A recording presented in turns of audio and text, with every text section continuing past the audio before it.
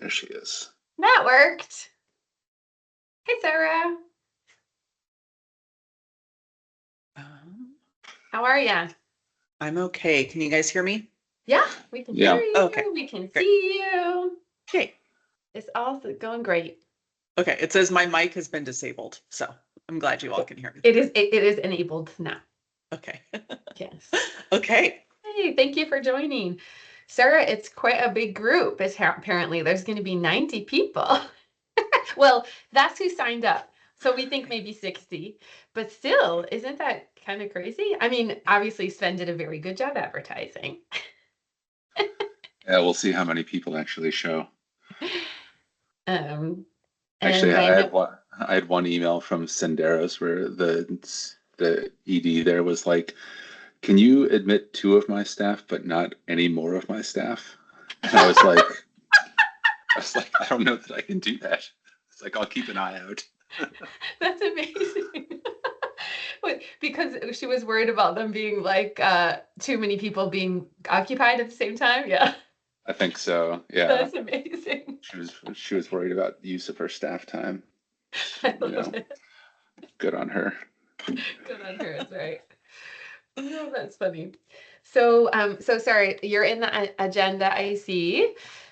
So Sven is going to start with just kind of a brief intro and framing of what this series is about. And then Sven will kick it to me and I'll introduce myself. And then I'll kick it to you, Sarah, to just introduce yourself, just to say, because I wasn't sure how you affiliate yourself now. So I said, well, I'll just invite Sarah to introduce herself with her affiliation as it stands. And then Sven will jump back in and we'll invite the participants to pop in the chat, name, agency, tenure, role, etc. And then this poll question, which Sven will launch. And then I'll take it over after that and do just this very brief kind of overview of essentially ALN, what we've been up to. And then I put together a couple slides, which includes the data, like the how we got to the idea of a focus population and our results statement. And if I miss anything, Sarah, as I'm talking, I'll just say Sarah will jump in, or Sven if I've missed anything, or if I have explained something in a way that doesn't make sense. And we're going to watch that Targeted Universalism video, which is like 3.5 minutes. So we'll do that, then do the presentation. Then people will go into breakouts with just really these two questions after introduction. But, in your work, how would you define your focus population for the work that you do? And how does your organization provide different solutions for different focus populations? Really the idea just to get people talking. So just to get people kind of in the space, knowing each other a little bit, a teensy bit more about like each other's work and to do a little debrief. Then we'll bring them back into the main group and invite them to just pop into the chat reflections or one key takeaway from their small group discussions. So we'll let people know before they go into breakouts that we'll be doing that so that they're kind of prepared and thinking about what they want to share. And then we'll kick it back to Sven for next steps. Yeah. Yeah, mostly, yeah, we'll be doing these the last Wednesday of every month, and then I'll have like a survey that hopefully folks will take before they leave, just like 5 questions, and easy peasy to get some feedback for us. Does that sound good? Yes. So with 90 folks, how many folks per, depending on how many actually show up, but how many per breakout? 4 or 5. Okay. And are we the only ones that are supporting? Yeah. Oh yeah, so mostly it's going to be people that like Sven said he's looking at the breakouts to see if he could put like more seasoned people in the rooms. But what our idea was, this is great. If we could get a few facilitators, then we'll have facilitator discussion. In reality, we just don't have enough facilitators for that with such a big group. And so we decided it's better to have smaller groups where people are talking, even if it's a little unwieldy in the groups. So, but we'll try to help them basically say do your best to, maybe one person identify themselves as a facilitator and kind of jump in so that people have a chance to really talk and not just get off track. And yeah, I think that invitation to have someone like volunteer to facilitate would be good. Yeah. The questions are sort of, low level enough that they shouldn't be too scary. I think so too. And like having smaller groups will just give everyone a chance to talk. Yeah.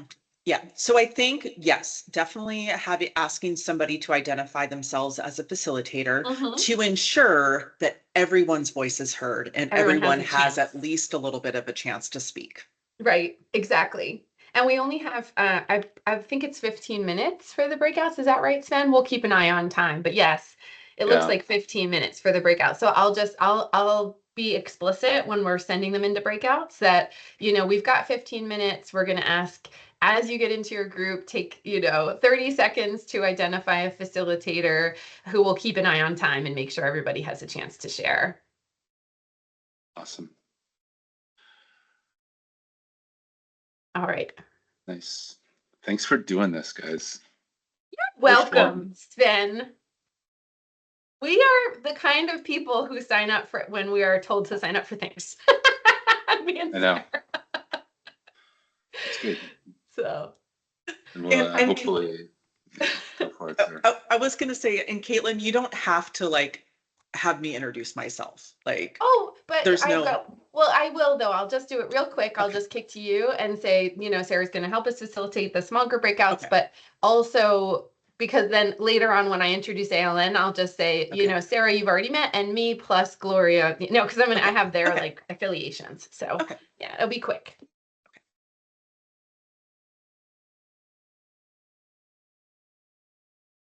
And Sven, it's like this webinar version or whatever version it is, so that when people pop in, they'll be muted off, right? But will they have their videos on, or it's just, is there? They'll have video. They won't have audio. They'll be able to chat and do question and answer in the chat. But then once they're in the chat, small group breakouts, they're magically able to talk. Okay. That's a test for today. That's the idea. I think we'll be able to manage that. Yeah. Okay.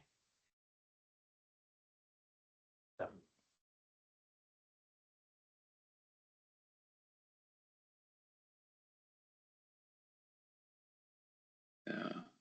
All right. I'm going to start admitting folks here.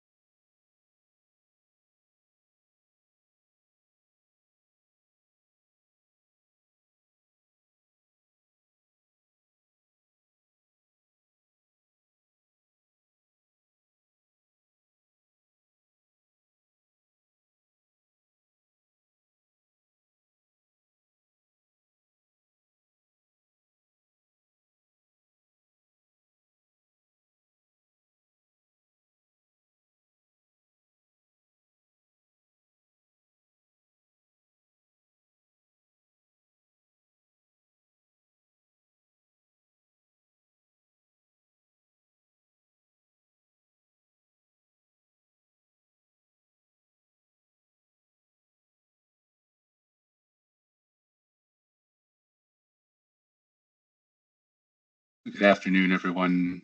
We're going to give folks maybe one more minute to log on, and then we'll get started.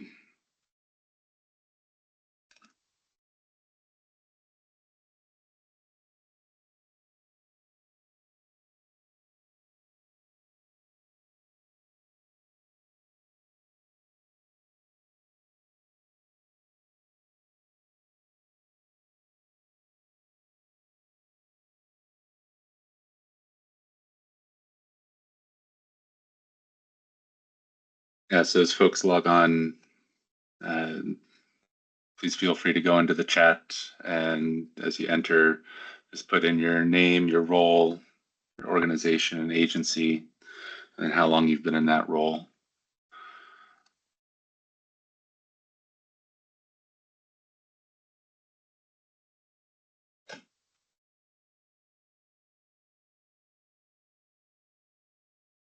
All right, so we'll respect people's lunch hour and get going here. I'm sure more people roll in as we go along. My name is Sven Stafford. I work in the County Administrative Office. Welcome to our first session of Lunchable's Results, our new virtual learning series designed to help us build practical skills for achieving real, measurable change in our work. These sessions are meant to be bite-sized, interactive, hopefully immediately useful, so thank you for taking the time to be with us and try this out. I encourage you during the time that we're together to engage, reflect, think about how today's concepts apply to what you do.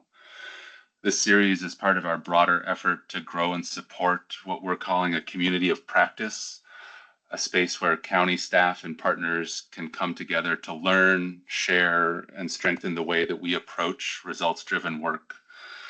We know that we cannot achieve the results we want for the people that we're serving on our own, that it takes all of us working together, government, nonprofit, business, philanthropy, and an engaged citizenry.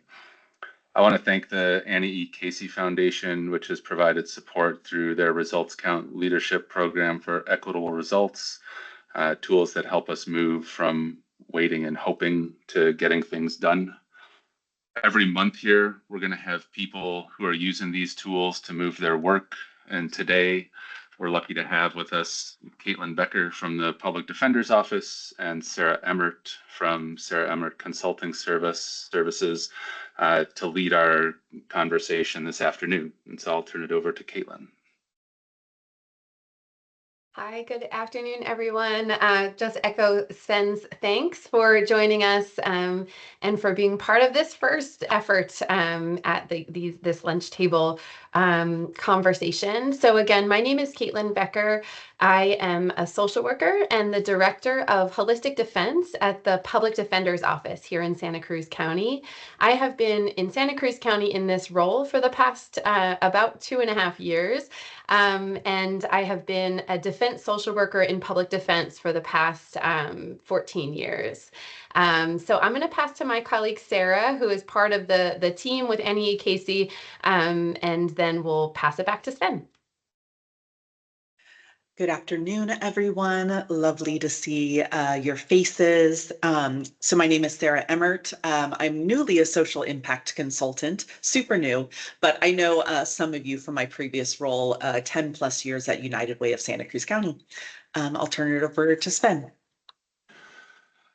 So just to get us started, we wanted to do a quick poll that I'm going to launch for you to think about how you all personally learn best when you're trying to learn something new and what might work best for you.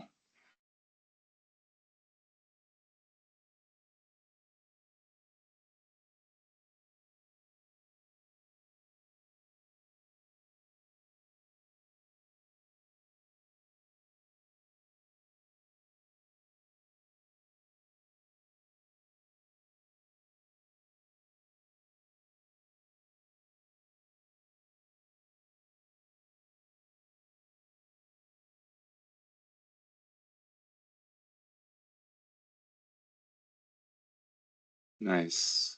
So as the results are coming in, we have about 30 out of the 45 folks that have responded. It looks like there's a fairly good distribution between those four preferences. And this idea that recognizing that different people may need different approaches to reach the same result is really at the heart of what we're talking about this afternoon in targeted universalism. And so, instead of trying to apply a universal approach that everyone has to adapt to, targeted universalism helps us define a shared outcome and then design tailored strategies so that every group can successfully get there. And that's what Caitlin and Sarah are going to help lead us through today. Thanks so much, Sven. So I'll just give a very brief introduction to what I'm doing here and what Sarah's doing here. So Sarah and I are part of the Annie E. Casey Applied Leadership Network, which brings together a group of county and community leaders from Santa Cruz that join similar groups of leaders from other jurisdictions to come together over a period of 18 months to learn and implement what Annie E. Casey calls the results count framework in the context of our work, specifically with young people impacted by the juvenile criminal legal system. So that's how our group was formed. And the group of leaders from Santa Cruz who have been involved in this effort through the Applied Leadership Network includes myself, Sarah, Gloria Carroll from Family and Children's Services, Maria Rodriguez from Community Action Board, Jose Flores from Juvenile Probation, and David Rodriguez from Watsonville PD.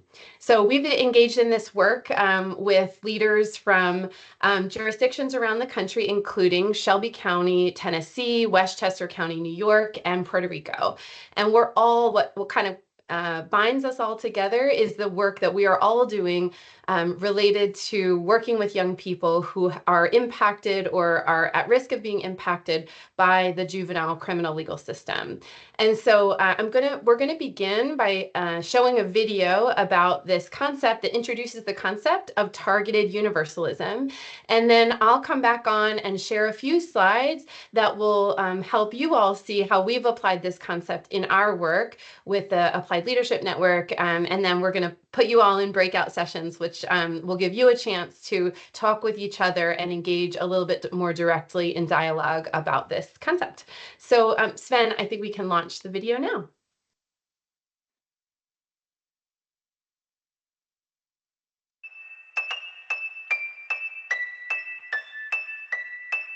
What is the most effective and sustainable policy response to problems in our society?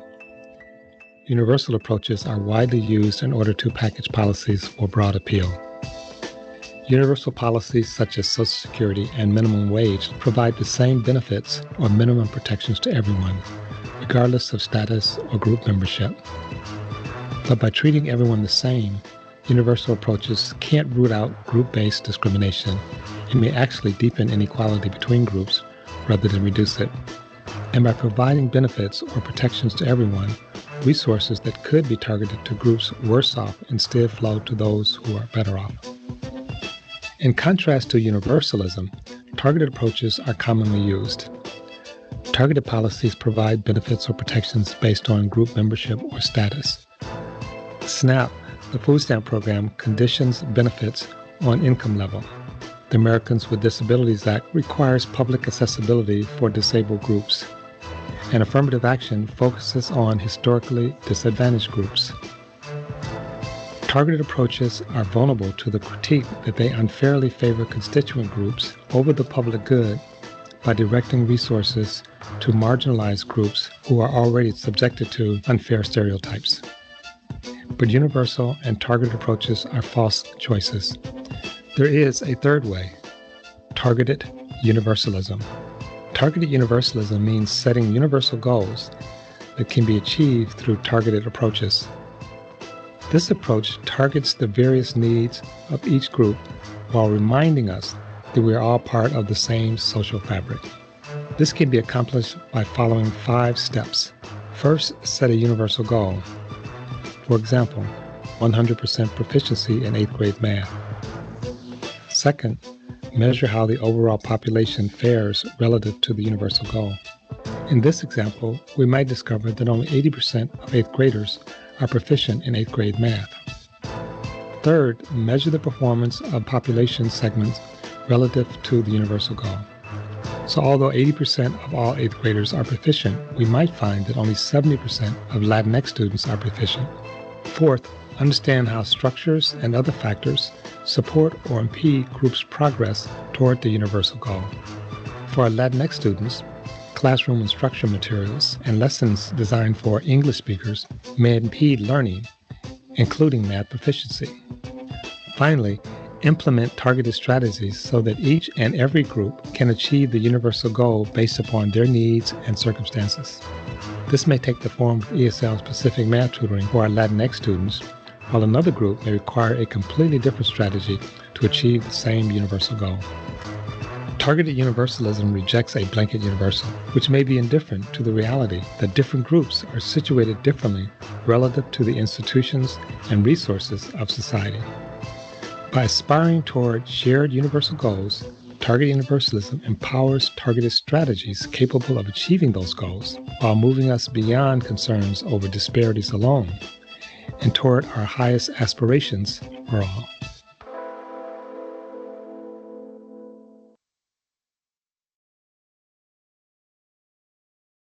All right, thank you, Sven. So I'm just going to pop open a slideshow here that will go through just a few slides to introduce how we thought about this concept of targeted universalism in our work with the Applied Leadership Network. So as I mentioned, these are all leaders in Santa Cruz who are working with young people who are impacted by the juvenile criminal legal system. And so I'm going to begin by telling you what our result statements is, and then I'll back it up a little bit and show you how we got there. So our result statement, the result that we're trying to achieve as a group, is that all Latinx youth ages 12 to 17 years old in Watsonville and Freedom are successful and thriving into adulthood. So this is the result that we are, as a group, trying to achieve. And so in order to get to that result, we looked at first, as you can see in this nested egg graphic, the very furthest edge of the circle is the whole population, all youth in Santa Cruz County. All of us are in fact working with and interested in supporting the development of all youth in Santa Cruz County. So that's kind of the universe. And then we go a little bit more focused as we move in the inner rungs of the circle. We move next to all Latinx youth in Santa Cruz County, a little bit more specific, all Latinx youth in South Santa Cruz County, so in Watsonville and Freedom. And then the very center of the circle, our focus population, is all Latinx youth in South Santa Cruz County, ages 12 to 17. And I'm going to show you how we got there. So we looked at the data around young people who are arrested and who have contact with the criminal legal system. And what we found was that young people who are specifically Latinx are overrepresented in the population of young people who are targeted by the criminal legal system, who have contact by the police and are subject to an arrest. So we looked at the data over a 10-year period of time, and what you'll see here is that light green, the highest percentage is Latinx youth, followed by white youth, and then African American youth and other youth. And so we found that Latinx youth were specifically targeted or overrepresented in this population. We also looked at gender. So young men who are Latinx are specifically overrepresented in this population of young people who are involved in the criminal legal system as youth. Then we looked at the juvenile arrests by age, and what you'll see here is 12 to 17 are the young people who are most impacted by the criminal legal system as youth. And so you'll see that highest bar graph is 16 and 17-year-olds, but the 12 to 17 group of young people are most targeted or most involved in the criminal legal system. And then lastly, we looked at where these young people live who are most overrepresented in the system. And what we found is that it's youth in South County. And so the light blue highest number percentage you'll see here is by area of residence is South County. And so the data really helped us at digging into the data, helped us to get to the core of what we were trying to do. So yes, of course, we hope and expect that our work will help to support young people, all young people in Santa Cruz County, because that is what ties this group together. We're all really focused on that. But we really want it to be specific to make sure that our interventions that we develop are targeted at the most overburdened, the young people who are most at risk of being involved in the criminal legal system. And that's how we came to this results statement, which identifies that all Latinx youth ages 12 to 17 years old who are living in Watsonville in freedom are successful and thriving into adulthood. And so that's that kind of positive statement that it's not just that they're not arrested, it's not just that they're not charged in the criminal legal system, it's really that they're successful and thriving into adulthood. And so that helped us to inform our strategies, which involve two things that are connected. One, which is really making sure that specifically in South County, young people ages 12 to 17 have access to meaningful pro-social activities that are responsive to what they're interested in, have low barriers to access, meaning that income isn't a barrier to access, transportation isn't a barrier to access, and that we are really increasing the availability, the information about making sure that young people know about the resources that exist, and also that those resources are responsive to what the young people who are living in South County are really interested in. And so that's one kind of prong of our efforts that have been focused really specifically on this population. And then the second and connected strategy is to increase opportunities for diversion and the array of opportunities for young people to be involved in diversion opportunities, which if they are contacted by police, will sort of as quickly as possible, as immediately as possible, divert them from the criminal legal system. And so that, could be and is connections to pro-social activities, meaningful adults, engaging in after-school programs, things like that. So we're wanting to make sure that as many opportunities as possible exist for these young people, specifically in South County, to be diverted from the criminal legal system if they do, in fact, find themselves having contact with the police.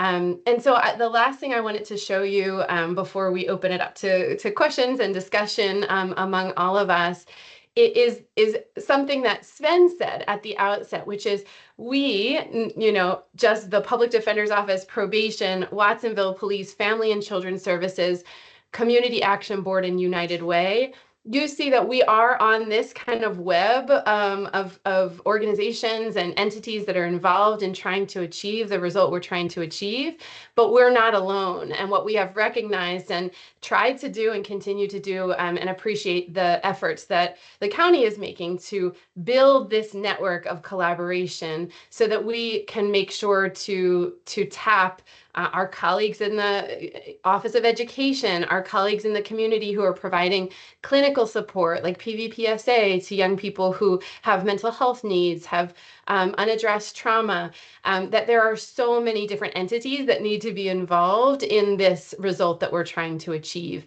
And so that is what we're trying to do here today is to build that network a little bit and give all of us a chance to talk with each other, to think about what work we're doing in each of our kind of areas that has a particular focused population in mind, and how we might be able to develop this community of practice, this network, so that we can advance the work that we're doing in a stronger way.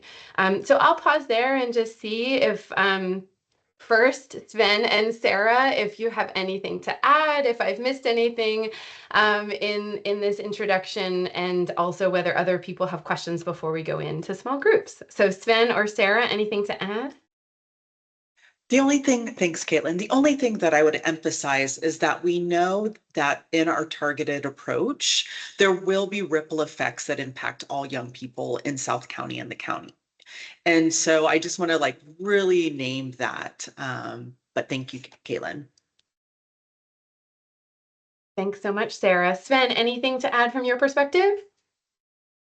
No, I think it's a really good example of using the data that we have and data that's available. We talk often about the data that we wish we had versus our best available data. And so I think it's just a really good example of using what's available to us to then base our strategies off of.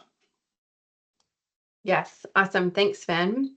So before we're going to invite you in a moment to go into some small groups and have some dialogue with each other about what we've been talking about so far today. But before we do that, just wanted to give space for any questions on this kind of concept writ large.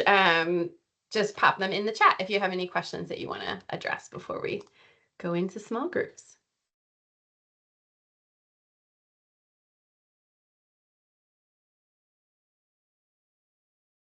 Says, Sergio, I see your hand. I'm wondering if you can type your question into the chat.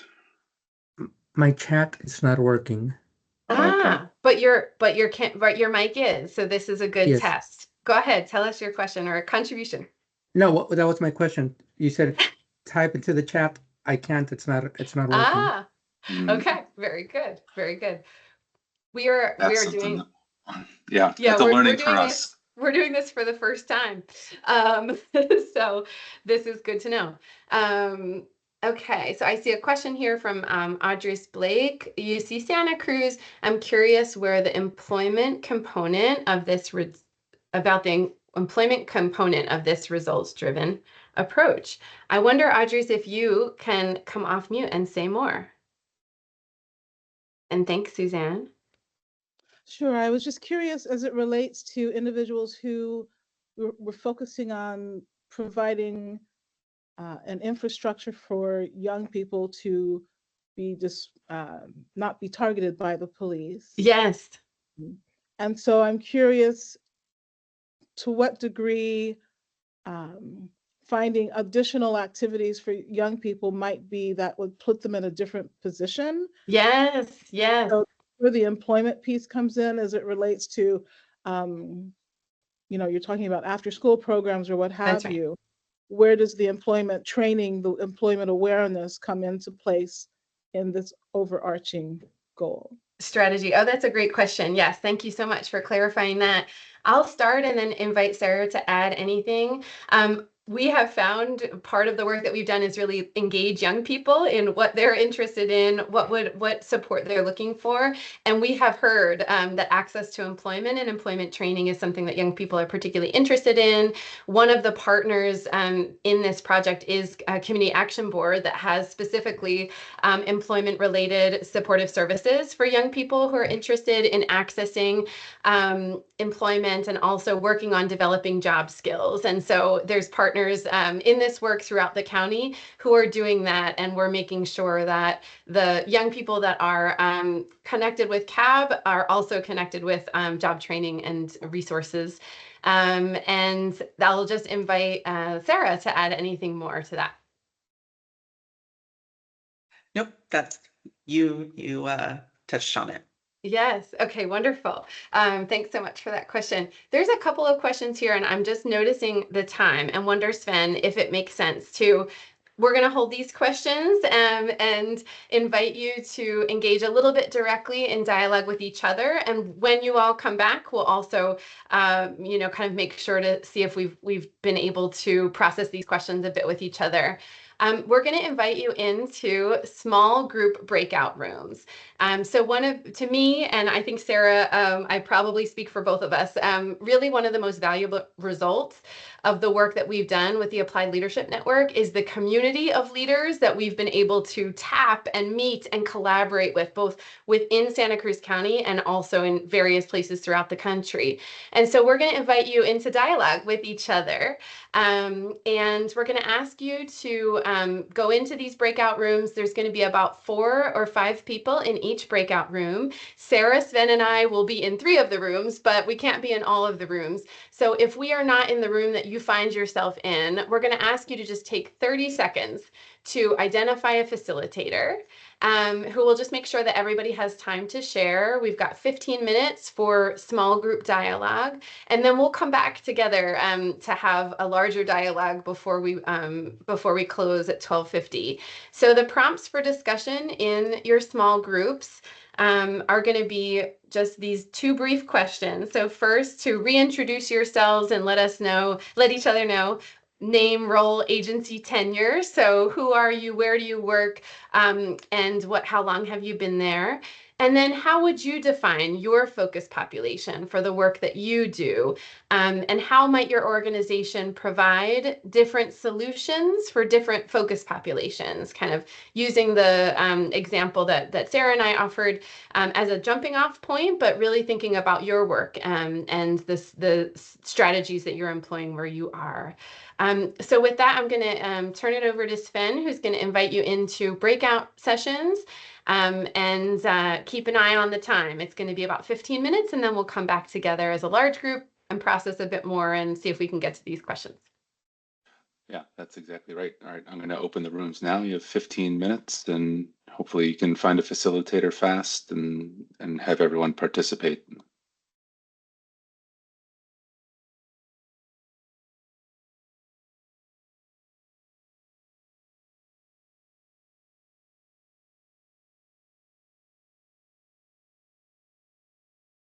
And we'll just invite you to keep an eye on the time.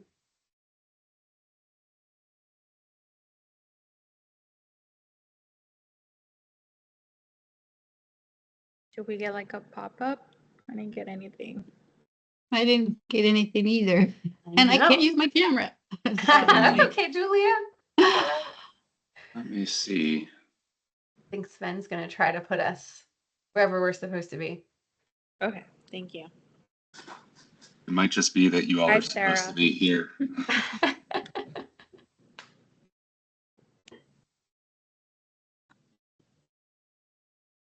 This is the first time we've done it this way, so we've got some technical glitches we're working out. All right, let me see.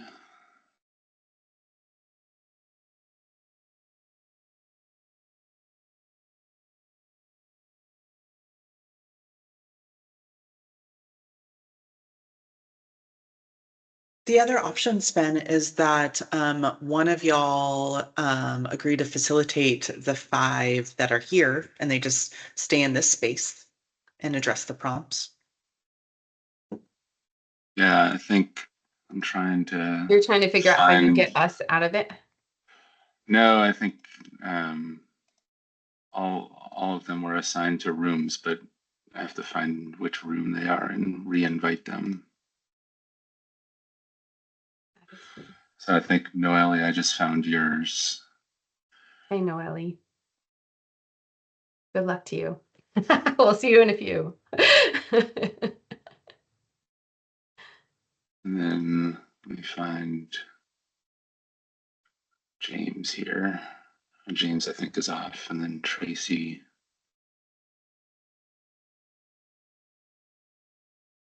Noelle's still here. Yeah, that's interesting. Why don't we just do this? Yeah, that's fine. Let's just do it. Okay. Let's do it. And then if you feel like if you could figure out a way to put you and Sarah in other rooms, I can facilitate this one. Does that make sense? Yeah, sounds Okay. good. All right. So let me just invite you, welcome to this little small group session. And you've already heard from me, so I'm just going to pass to Noelle, and then we'll pass it around the small group space to just introduce yourself, name, role, tenure, and a little bit about the work that you do. Yeah, thank you. My name is Noelle Perez. I work with NAMI Santa Cruz County. I recently became the new executive director for NAMI Santa Cruz. So I'm very new to my role. I want to say about 2 months fully in. But prior to that, I was the programs director for NAMI. So I've been here about, I want to say 5 years now. And for those of you that don't know about NAMI, we provide free mental health services for everyone in Santa Cruz County. We offer classes, support groups, and we have a helpline to support anyone affected by mental health conditions. Okay, thank you so much, Noelle. Let's pass it on. Julia, are you able to talk? I know you can't come on camera. Yeah, you guys can hear me, right? We can hear you perfectly. Okay, and my camera was working on Zoom. I don't know what happened, but hello, everyone. My name is Julia Feldman. I'm the Executive Director for the Conflict Resolution Center of Santa Cruz County. I've been in this role for just a little over a year. And prior to that, I worked for county probation for 20 years. The focus of our work right now, we're known for mediation, conflict resolution. We also are really growing our restorative justice wing of our organization. We provide training and classes. So really our goal is to help increase the agency of all people to communicate in a more effective, peaceful way and work through conflicts productively. Mm-hmm. And one population that I'm really wanting to work with is the secure youth track population, SB 823, and there's some parallel processes going on that hopefully will be merged so we can all work together for this very vulnerable population. Mm-hmm. Awesome. Thanks so much, Julia. Tracy, can we pass to you next? Afternoon, all. I apologize. My last meeting ran long and took me forever to get here in a car. So I apologize to take a moment to get in a space to be able to join. No worries. My name is Tracy Weiss. I use she, her pronouns. I'm the executive director with the O'Neill Sea Odyssey. And I apologize. Like I said, I missed kind of the introduction for today's call. But when I saw the call from the county come out, what really called to me is I'm really vocal and working in the space of how the environment intersects with our health, our social, physical well-being, and how our ocean ecosystem is really critical to our community, both in a economic sense as well as a health and vitality sense. And so I was just joining today to kind of listen and learn and see where we're at. So I apologize if there was any other prompts that you would want me to address, but that's kind of what brought me here today. No, that is a perfect introduction, and there are no apologies in this space. You are welcome in whatever way you can show up. And I guess you had asked, I've been in my role now for just 3 years, which is just about wild. 3 years. Okay, wonderful. Okay, fascinating. Thanks so much, Tracy. And yes, we're so glad you're here. No worries at all. And then let's hear from Meredith. Meredith, are you able to tell us a little bit about you and your role? Hi, I work for the Health Services Agency and I'm an accountant.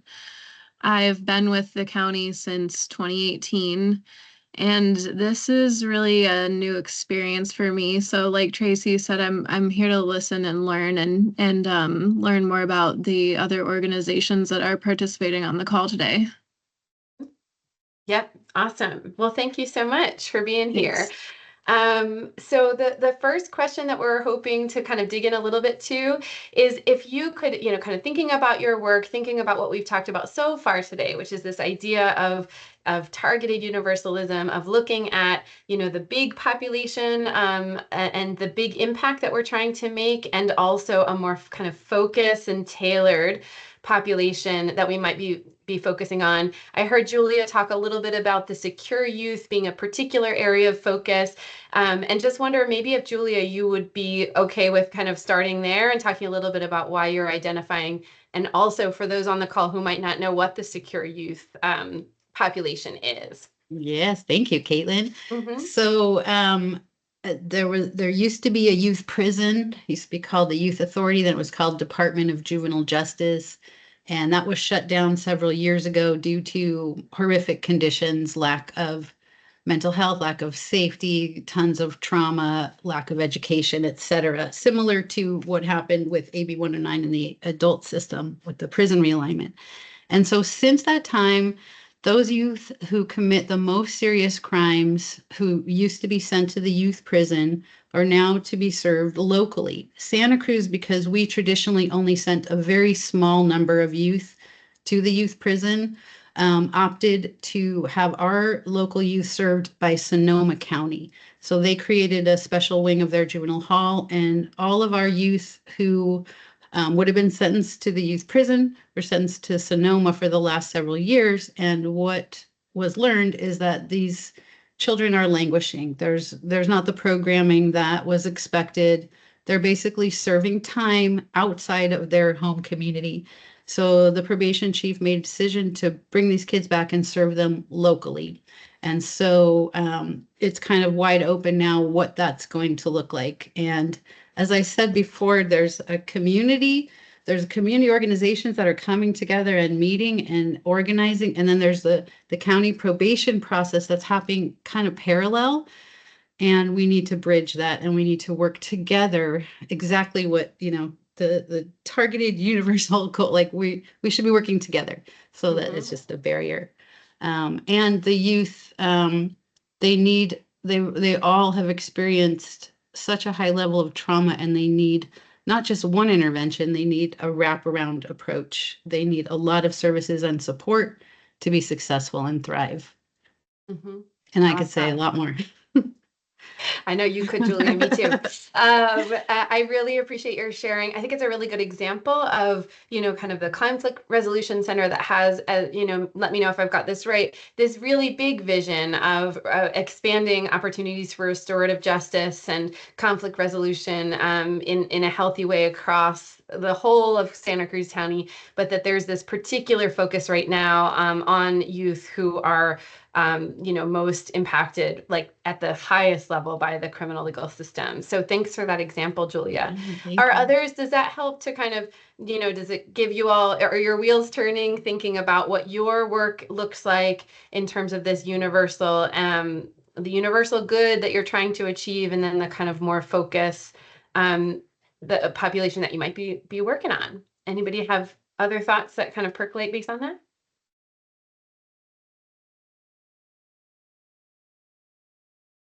I was thinking about you, Noelle, not, just to invite you in, that, NAMI's efforts are kind of county-wide, and wonder if there's any particular populations that you've got your eye on that you're thinking about. Yeah, so actually, I want to say NAMI, about 5 years ago, before the pandemic, we were located in North County.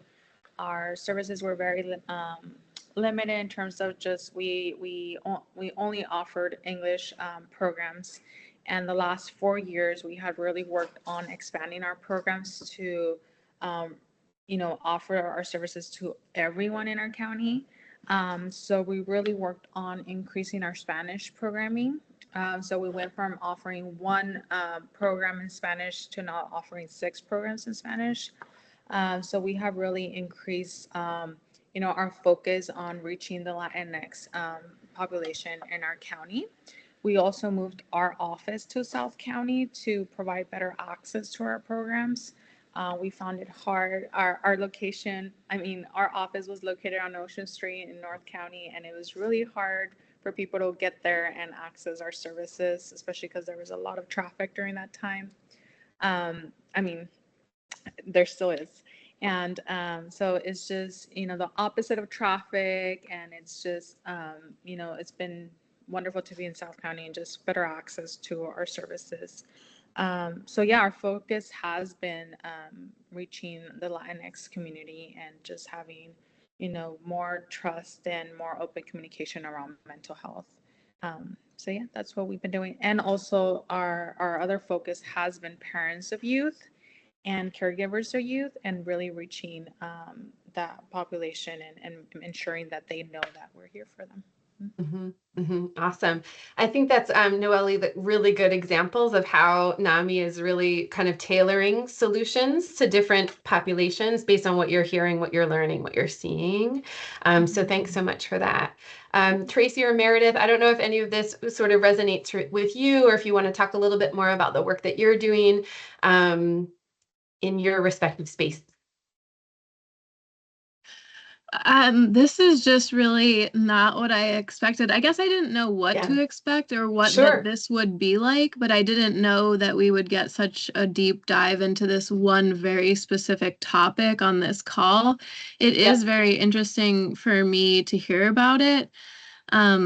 Just I guess to share a little bit about myself, I work as an accountant, but my work is very important and meaningful to me because what I do is I help manage grant funding for public health programs, not just public health, but behavioral health and mental health programs within the Health Services Agency. So I feel that that's really important and critical to the county.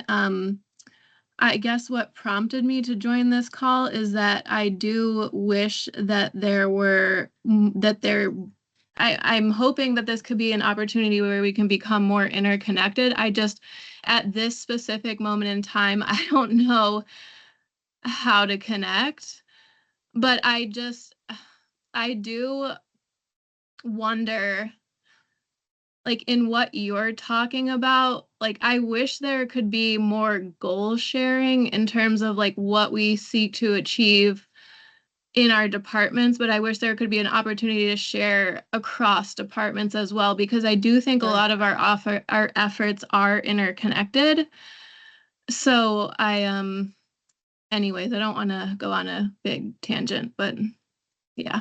No, that's super, super helpful. And yes, your work is so critically important to the work that we do in the public defender's office, connecting people with resources, especially around behavioral health and health-related resources, connects with what Julie is doing and Noelle too. So I think there is a lot of connections, and I appreciate your sharing that. Tracy, anything to add from your perspective? I mean, I'm a little bit with Meredith. I wasn't sure what to expect, even based on the description. I wasn't really clear on what exactly today's call was going to be about. But as I think about the work we're doing, we're really working to bring resources and to think about how we serve youth and meet them where they're at. So one of our core tenets is that the ocean should be free and accessible. Yep. And so one of the pathways that we work to do that is, around language and how we deliver a program and building a new vocabulary. We're working really hard to break down cultural norms in terms of understanding how you interact in ocean spaces, right? So like when you come to a beach, if you don't know what the social norms or expectations are, what that's going to look like, we're trying to break those down. We're also working specifically to bring in more adult supports, so many kids have never been on a boat before, have heightened anxiety and fear around those spaces. We're working really hard to support not only the youth that we serve, but the chaperones, because again, many of those adults have never been there as well. And so trying to make those bridges where we can. Oh, that's fascinating work. And that's definitely, I think, really connected to so much of what we are all up to. I hope that this is going to be an opportunity, Meredith, speaking to what you were just offering, to figure out ways to connect across the county and community-based organizations. And so that's the idea of what these lunch tables are about. And so I think Sven is going to close out the breakout room. Thank you so much, all of you, for sharing, and hopefully you'll connect beyond this space. Yes. Hi, everyone. Welcome back.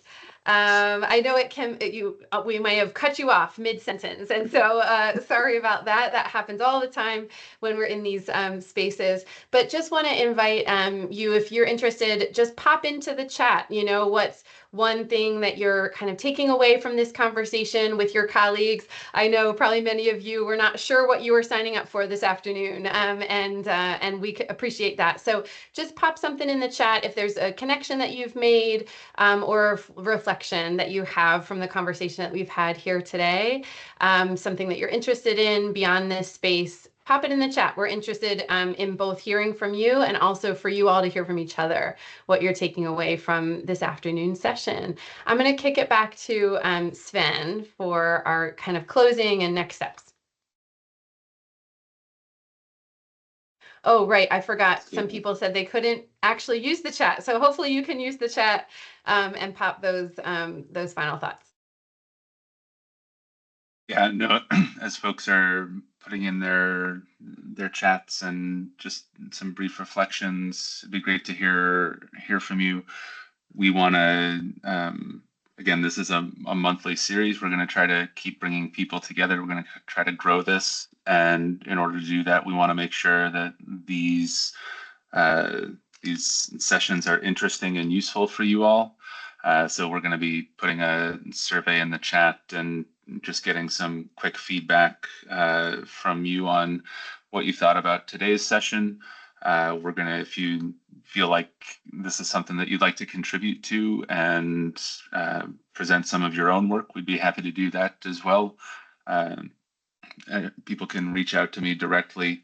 We will be following up with materials from today's meeting and sending those out. So if you want to share those with your staff or your colleagues, you'll be able to do that. We'll also have a recording of the presentation part that will be available online as well. Our next meeting is going to be February 26th. So we'll do this on the last Wednesday of every month. And so we're really just glad that this group of people chose to join this today and take a little bit of chance with their lunchtime. We really appreciate that. Caitlin and Sarah, any other reflections of things that you're seeing coming in the chat? Or I'll just add to Sven, it's so great to see what everybody is sharing in the chat. Lots of connections, opportunities to learn about each other's work and look for places for alignment. I want to kick to Noelle. Did you want to offer a reflection before we close? No, I just wanted to ask if can someone create a calendar invite so I have it on my calendar, please? If someone could share one, that would be great. Yeah, we will do that, and we'll continue. We're sending out also a monthly newsletter that'll be at the beginning of the month where these events will be announced and you'll be able to register. Thanks for all of you sort of navigating the tech with Teams. I know Microsoft isn't always the easiest platform to navigate, so I appreciate that as well. Wonderful. So we'll send out calendar invitations and the form is here in the chat. So if you want to just briefly click on that form, give us your feedback and ideas for future sessions, and hopefully you'll connect outside of this space on the work that you all are doing in your various county and community spaces. And thank you so much for joining. Thank you all. Have a nice afternoon. Thanks all. Take care. Thank you. Bye, everybody. Bye. Take good care.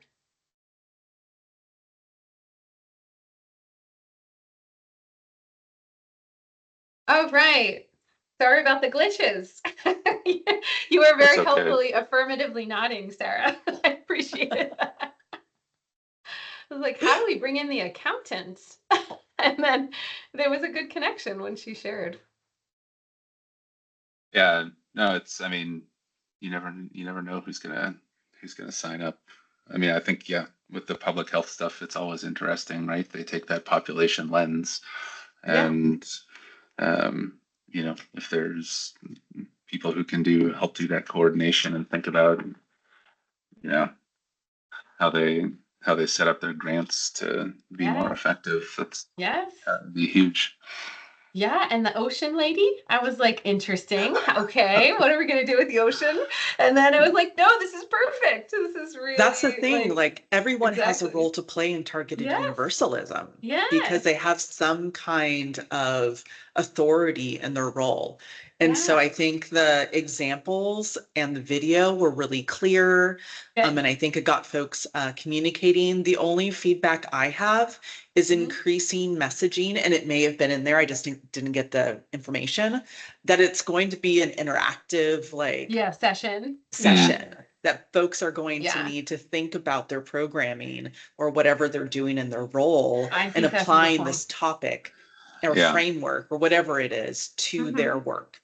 Yeah, that's a good point. Even just a very brief, like agenda will be brief presentation, then breakout for discussion. I think that's a really good point, Sarah. This always happens, but as soon as you say we're going into breakouts, like a whole bunch of people leave, which is fine. I actually was impressed by how many people stayed and actually did connect with each other.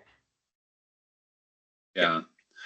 Yeah, no, that's a good point to be clear on that. I think, and like I had a couple people reach out to say, what exactly is this? And we had, a brief description of what I, thought it was gonna be. And I don't know, we can always be clearer. There's also the chance that like people signed up and didn't read anything. And so it's always gonna, but I think, trying to be clear that there will be a breakout and that, the idea is that you have to talk if you're coming to this. Yeah, I mean, who knows, because we weren't in the other rooms, but it looked like from the chat of what people shared that there was really good, robust conversation, which is great. I'll ask Sergio because he's in the office next door. Nice. So. Yeah, anything we can do to move people past like the passive, like this passive learning just isn't it, right? It's not it. We need to have people talking, and just like, even if you have the opportunity to, like the accountant, to, talk yourself through how your contribution makes a difference, that you then go and repeat that and it becomes a part of your work then. True. Yeah. Yay. Awesome. Thank you, Sarah, for being here. Yes, really thank you appreciate you. Great. Okay, we'll talk soon. Sven, you can't do, I guess you can't, right? We can't just do Zoom because the county doesn't have Zoom. Yeah. Because Zoom is so much better for breakouts. So much better. I mean, there's a lot that's better on Zoom. I can look into it. I don't know. I mean, I know we have it for the board meetings, but I don't know what access I have to be able to use it. The nice thing about it is, like, well, we didn't do this. One other note I would make, Sven, is on the, like, that somebody is timekeeping and putting in the chat, like 2 minutes left. We're going to bring you back into the main room. 5 minutes left, 2 minutes left. I was thinking about that, but then I was like, I can't do that and facilitate this at the same time. And so that might be good to remember to do next time. Yeah. For the folks that were in the breakout rooms, they got a 2-minute announcement. Oh, okay, perfect. Okay. Yeah. But again, I don't know. It'd be interesting to talk to Sergio and see if he noticed it. I'll go ask Sergio. Yeah, because in Zoom it pops up the 2 minutes left. Okay, perfect. That probably did happen. All right, I'm gonna ask him how it went. All right. Thank you, Caitlin. Appreciate it. No problem. All right, now I'm done. I did my actual commitment. Absolutely. Done till next year. See you later. All right, bye. Bye.